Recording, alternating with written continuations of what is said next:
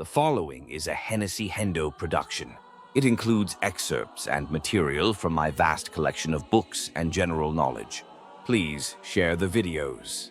Like, comment, and subscribe to the channel. Part 4. Domestic Surveillance and Espionage.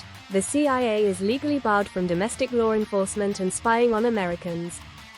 Nonetheless, in several instances the agency engaged in unauthorized domestic surveillance, violating the rights of U.S. citizens and overstepping its mandate. Such activities often mirrored or overlapped with FBI operations like COINTELPRO, contributing to a climate of illegal spying on civil society in the 1960s and 70s. Key examples: Operation Chaos, 1967 to 1974. This was a secret CIA program to spy on American citizens involved in the anti-Vietnam War movement, civil rights protests, and other dissident activities. Under pressure from President Johnson, and later Nixon, to find foreign influence behind domestic unrest, the CIA's counterintelligence staff created a special project, code-named MH-Chaos, to compile information on U.S. activists. Over 7 years, CIA agents infiltrated student groups, monitored peace organizations, and indexed files on about 7,000 individuals and 1,000 groups, all U.S. persons with no overseas ties. The CIA coordinated with local police and campus administrators to track protest leaders. They even tapped anti-war leaders' phones and, in conjunction with the FBI, covertly surveilled events. This operation blatantly disregarded the CIA's charter, which does not authorize internal security functions. When it came to light in the mid-1970s, it caused an uproar. CIA Director William Colby acknowledged that chaos had been a fundamental mistake. The Church Committee concluded that domestic CIA spying was illegal and intrusive. In response, new guidelines and Executive Order 11,905, and later 12,333, were put in place to prohibit such activities. Project HT Lingual, 1950s-1973. From 1953 until 1973, the CIA ran a mail interception program in cooperation with the U.S. Postal Service. Codenamed HT Lingual, it involved secretly opening and reading mail sent between the United States and the Soviet Union, and China, especially letters to or from prominent American activists and writers.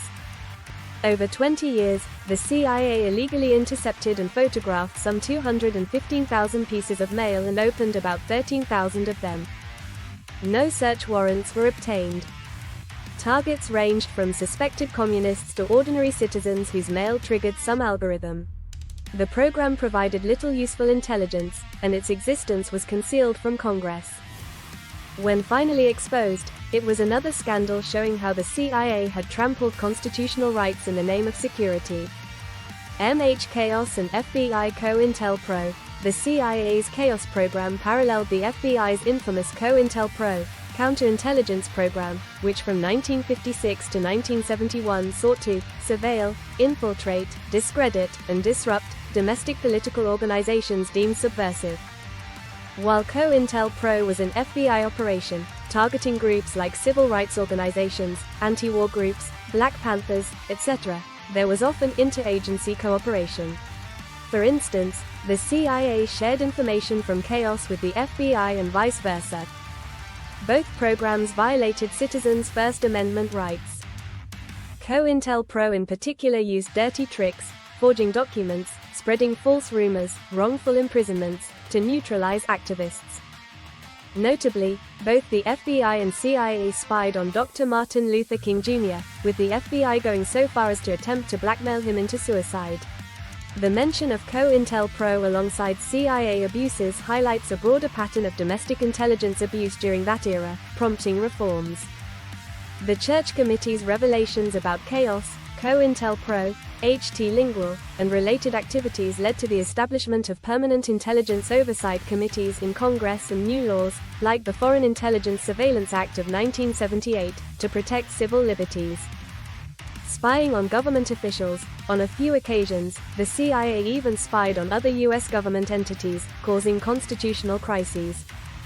A recent example, in 2014 the CIA was caught monitoring Senate Intelligence Committee staff who were reviewing CIA torture files, an act which CIA Director John Brennan first denied but later apologized for. This episode showed that even after the 1970s reforms, tensions over the CIA's transparency and respect for oversight persist. Domestic propaganda. While not surveillance per se, it's worth noting that the CIA also engaged in domestic propaganda efforts, which are technically barred by law, the Smith-Mundt Act. For example, in the early Cold War, the CIA funded cultural organizations, magazines, and student groups inside the US to promote anti-communist sentiments. Later, during the War on Terror, the CIA and Pentagon planted favorable stories, or commentators, in US media. These blur the line between foreign and domestic influence and undermine the integrity of the free press. In sum, the CIA's involvement in domestic espionage violated the trust of the American public and led to significant controversy. Such programs were unethical and illegal, as they targeted citizens not accused of any crime, chilling political dissent. They were part of the Year of Intelligence scandals in 1975 that spurred a raft of oversight mechanisms to rein in intelligence agencies. Today, the legacy of those abuses serves as a cautionary tale about the importance of clear limits on spy agencies in a democracy. Thank you for watching. Please share the video. Don't forget to like, comment, and subscribe to the channel. Check out other series including 10-minute synopses or complete audiobooks on HennessyHendo on YouTube. Improve your vocabulary. Be more fun at parties. Increase your knowledge. Become a literary master like Hendo.